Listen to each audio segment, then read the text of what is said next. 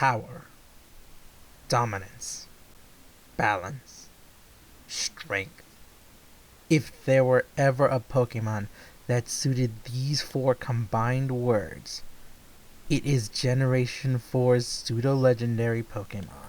This Pokemon is the mascot of Cynthia, a Pokemon champion in the anime and games that is widely acknowledged as the greatest of all champions. It is a Pokemon that is so perfectly suited for battle that there is almost no Pokemon that can single-handedly counter it if played correctly.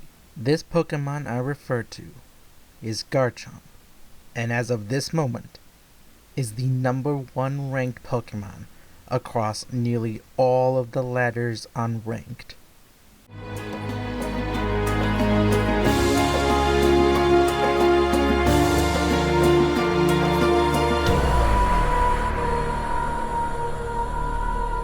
I will start this video off with the message that it is incredibly hard to counter a Garchomp if played correctly. This Pokemon's power is not to be underestimated, nor is it to be laughed at. This pseudo-legendary not only deserves the respect and admiration everyone in the competitive scene has for it, but also the subconscious fear that everyone has when facing it. It is not uncommon for a Garchomp to not only defeat an opponent, but to absolutely obliterate them. Even if the trainer somehow does defeat it, Garchomp's strength will be felt unless it was defeated within the very first turn of its appearance. In fact, if the trainer isn't smart or careful with how they use Garchomp's superior strength, they will feel its own power against their own team or even themselves. Nevertheless, Garchomp is counterable, but I will warn you now that no single Pokemon can counter Garchomp effectively on its own. Let's start off with Garchomp's stats. Right at face value, we see Garchomp's overwhelming attack stat. It has one of the highest in the game at 130. For its speed, it has 102, allowing it to outspeed all 100 base speed Pokemon. Even in the defense category, a solid 95 and 85 with 108 HP means Garchomp can easily handle anything that it isn't weak to using its natural bulk. Stat-wise, Garchomp is very dangerous, but when we move on to its typing, we see that Garchomp isn't nearly as dominant in appearance. With the typing of Dragon and Ground, it is quite resistant to Poison, Rock, and Fire types, but it is exceptionally vulnerable to Ice, Fairy, and other Dragon types. Though, when you look at the moves, you'll soon learn that its weaknesses don't scare it as much as they should. Moving on to moves, Garchomp has access to all of the expected move types: Dragon, Ground, and even Dark and Fire type moves. When it comes to TMs, Garchomp gains access to an even wider variety of moves, including Rock, Fighting, Flying, Ghost, Water, and Poison. And if you're breeding Garchomp to have egg moves, the pool expands to have steel types as well. This is what makes Garchomp so powerful, so feared, and so dangerous. Its sheer versatility. Garchomp is one of the few Pokemon in the game that can run almost anything and can run everything.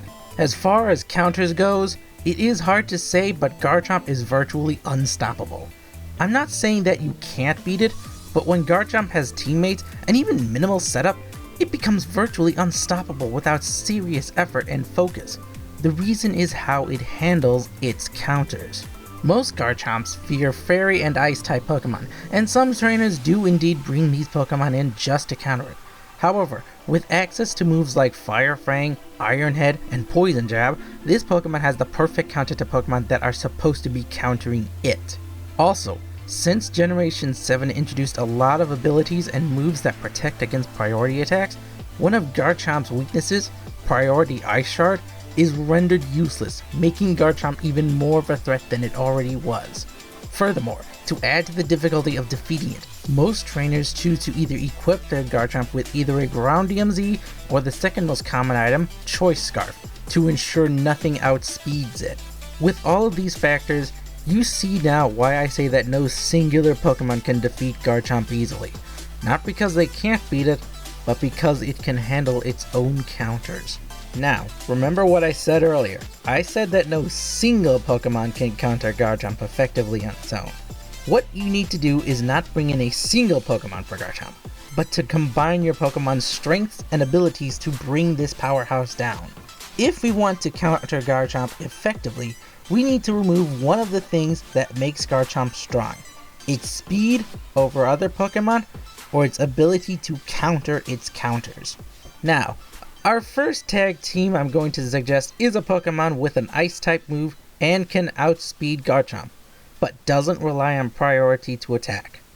The pair I'm referring to is Alolan Ninetales and Alolan Sandslash. With the Snow Warning ability to bring Hail on turn 1 and Slush Rush doubling Sandslash's speed, a jolly-natured Garchomp, even with a Choice Scarf, won't be faster than a jolly-natured Sandslash under Slush Rush. To outspeed Garchomp without the Snow Warning or Slush Rush, we can look at Talonflame or Whimsicott to set up Tailwind and double our speed. Once the speed is in our favor, our partner Pokemon, whoever we decide to choose, will be fast enough to tackle the Garchomp and combine together with our other Pokemon to bring it down. Our third counter to Garchomp is a bit of a drawback, but as the old saying goes, fight fire with fire, or in this case, a Garchomp of our own. Garchomp's strength is so mighty that the only thing capable of bringing it down is a Garchomp of our own. Surprisingly, Garchomp can easily take down itself if equipped properly. Our fourth and final counter to Garchomp is to use sheer power to overwhelm it in one shot. For this, most people use Tapu Lele with a Choice Scarf or a Choice Specs and Dazzling Gleam it to defeat. If our Pokemon can endure the first strike of Garchomp, unless the partner Pokemon is fast enough, our choice item Tapu can easily bring the mighty Garchomp down. So there you are, what makes Garchomp so viable, and your best bets on how to counter it. Be careful when facing this behemoth though, because despite everything you may bring to deal with Garchomp, be prepared to take some damage and even some losses to bring it down. Even under the best of conditions, unless you are prepared to lose a Mon or two, or have set the field so that Garchomp won't be able to move, you're going to take damage from it before it goes down. The only weaknesses Garchomp really has is its predictability, but even so, be prepared for anything it can throw at you. Until next time, stay tuned my fellow tacticians.